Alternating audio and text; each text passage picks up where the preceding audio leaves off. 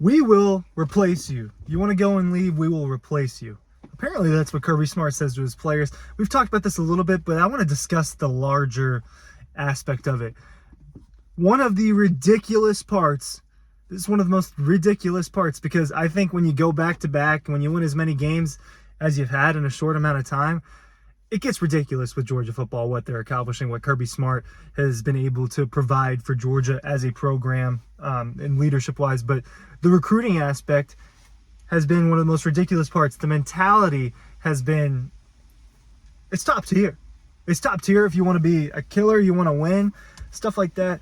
And there's one player that I think is a perfect example for this, for the fact that, hey, you want to go, we will replace you. And this is no bad blood to that player. Like, I don't mean any bad blood, but this is just the conversation, and this is the reality of what college football is right now. Players can leave, money's being thrown around, jobs are being lost. People don't want to compete as much anymore if they can get, a higher dollar figure somewhere else. And that's not necessarily what exactly happened with this player, but I want to talk about Jamon Dumis-Johnson and a little bit just about how, did they really bat an eye? And if I had to guess, I know I'm fidgeting with my glasses, if I had to guess, they probably in a sense pushed him out a little bit. I would argue that they were more than okay with letting Jamon Dumis-Johnson walk, and that is a very talented football player that was, let's be honest, really productive as a Georgia Bulldog. You go and you look at the 2022 numbers when he was a huge contributor on a national championship team that went 15-0.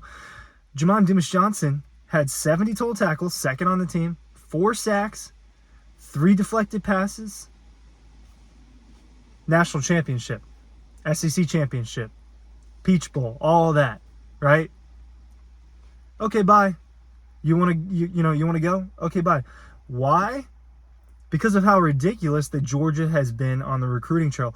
How they have gone out and got all of these linebackers. And it's not just the last couple of years, because I'm going to discuss a handful of linebackers that you're not even going to see that often of on the field this year because they're young freshmen. But there's a wave of these linebackers. And it really goes back to, I mean, I know that Kirby wasn't the one that recruited Roquan Smith, or Alec Ogletree and all that, but Georgia has always just had the linebackers. They've got the guys that they're set at that spot. And you think about, even just last year, getting a duo like Raylan Wilson and CJ Allen, they're going to be fine. And that helps them be fine with Jamon Dumis-Johnson going to Kentucky. Let's dive into it a little bit more real quick. I've done a bad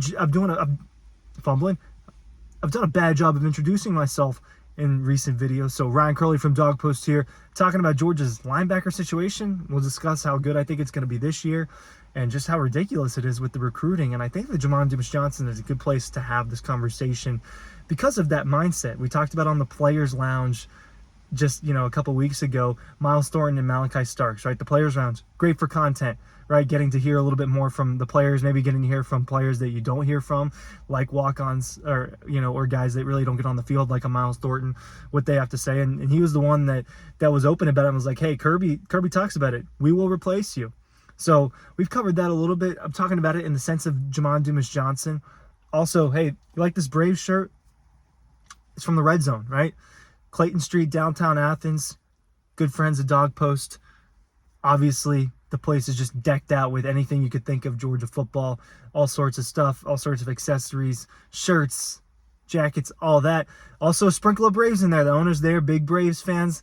Maybe every once in a while there's some Falcon stuff in there, but there's a healthy little dose of Braves gear in there if you want to go check it out at the Red Zone or at UGARedZone.com. Make sure you're checking that out as well, in addition to signing up for our newsletter. It's what I always got to ask you to do. It's in the link down below. It's quick and it's free. Thank you to those who are checking those things out. We appreciate the support. All right, you want to support local businesses in Athens, right? This Dawg Post, this is, obviously it's remote in a way. I'm at my car. I'm not in Athens right now. You see me in a lot of these car videos. It means I'm not necessarily in Athens at the moment, but you're supporting local businesses that, look, at the end of the day, care about the dogs, love the dogs. You think about the Red Zone, you think about what Dawg Post is about. So we appreciate the support on all fronts. Well, what happens with Jamon Dumis-Johnson after 2022? This is a guy that's like, oh, this is an All-American linebacker. He's the next coming of Nakobe Dean and Roquan Smith and Alec Ogletree and all these guys. He never quite was that. He was very, very good. I was always a little bit more of a fan of Smile London, Jamon Dumis-Johnson, but he has a pretty solid start to the year a year ago. You know, gets a few sacks, has a lot of tackles. He doesn't play the whole year because he ends up getting hurt. Kind of the beginning of the second half of that schedule. He ends up with 34 tackles, 3.5 sacks. Most of those tackles being solo tackles, actually. He probably would have ended up leading the team in solo tackles if he didn't get hurt. Well, CJ Allen comes in, and he's a freshman. He ends up with more production. 41 tackles. He has a sack. He's got a couple passes that he batted down. He ends up being a super productive player for Georgia as a true freshman. They have recruited so well to the point where they were comfortable enough plugging and playing a true freshman linebacker in the SEC at a spot where you're going up against some of the best quarterbacks in the country, some of the best running backs in the country, some of the best everything in the country, offensive lines, everything. And they trusted a freshman to go out there and do Jamon Dumis-Johnson's job, an All-American and a guy that was a national champion 2-time, if you consider. He was on that 2021 team. He had a pick 6 on that 2021 team. So this is a guy that contributed to 2 national championships and a heavy contributor in one of them. They just let him walk because they got CJ Allen, they got Raylan Wilson. In the 2022 class, they added Jalen Walker, a super talented guy that they can put inside and outside. And then you think about, I already talked about CJ Allen and Raylan Wilson in the 2023 class. Well, what happens? What's another reason why they're okay with letting Jamon Dumis-Johnson go? Oh, okay, Pop, you're out. We've got Justin Williams. We've got the #1 linebacker coming in for Georgia. 5-star, bona fide 5-star, bona fide top 10 prospect. 6'2", 205, can run like a deer. Another 5-star, Chris Cole, #1 in the state of Virginia. Christopher Jones, a guy that, hey, looked pretty good at G-Day. Top 10 in his position. So they got 3 of the top 10 inside linebackers in this class. And they can rotate them. You see what Georgia does that not necessarily a ton of teams do, is how much they rotate their players. Georgia doesn't just do the ridiculous thing of rotating its offensive line at the rate it does. They rotate their defensive line. They rotate their wide receivers. They rotate their linebackers. They rotate their safeties a little bit. Sometimes their corners. You'll see a little bit of rotation this year, I'm sure, between Dalen Everett and Julian Humphrey and Daniel Harris and I think Ellis Robinson a little bit.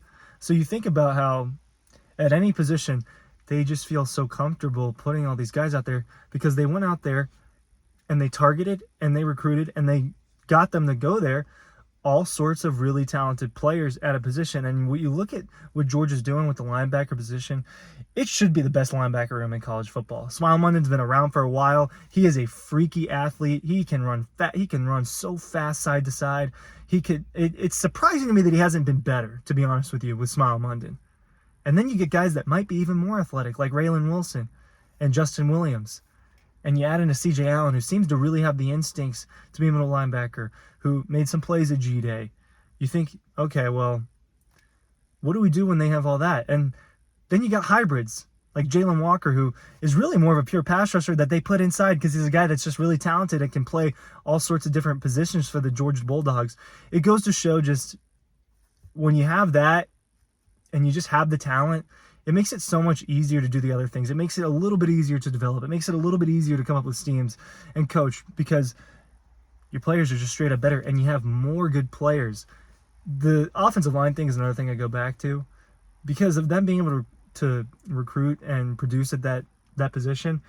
They can do so many things with that line and have so many rotations. It is ridiculous. It's the ridiculous part of Georgia football.